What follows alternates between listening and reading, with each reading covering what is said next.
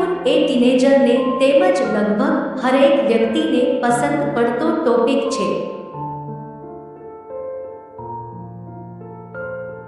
જેના વિશે લગભગ બધા જ વધુને વધુ જાણવા માંગતા હોય છે અને એ જાણવું પણ ખૂબ જરૂરી છે કે તે કેટલી હદ સુધી ફાયદાકારક હોય છે તેમજ કઈ હદ પછી તે નુકસાન પહોંચાડી શકે છે.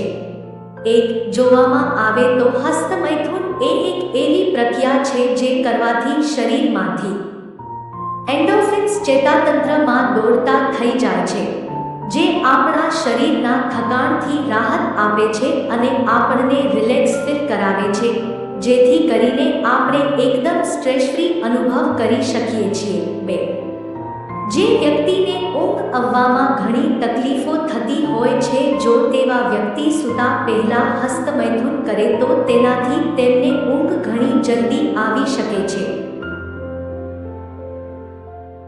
અને આખી રાત ગાઢ નિંદ્રા લઈ શકે છે. 3. હસ્તમૈથુન એ ઘણીવાર લોકોની આદત બની જતું હોય છે, જેનાથી બની શકે તેટલું દૂર રહેવું જોઈએ.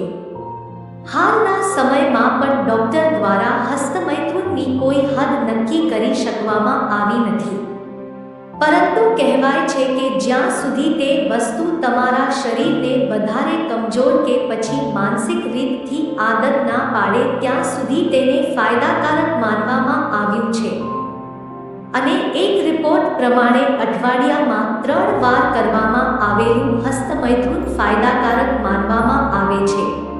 4. હસ્તમૈથુન એ ઘણીવાર માણસને માનસિક રીતે આખો દિવસ વિચારમાં જ રાખે છે.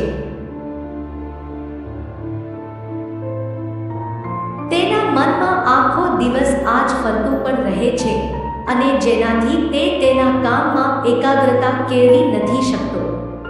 તેવું ના થાય તે માટે જીવનના લક્ષ્ય કે જે તમારે ભવિષ્યમાં બનવું છે, જે જીવનનો ગોલ છે, તેના પર ધ્યાન આપવું બહુ જરૂરી છે.